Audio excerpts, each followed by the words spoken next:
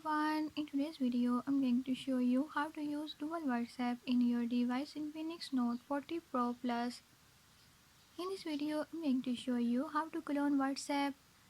But before we get started, don't forget to hit the subscribe button and ring the notification bell. Make sure to watch complete video and learn I can do it. Let's watch the video.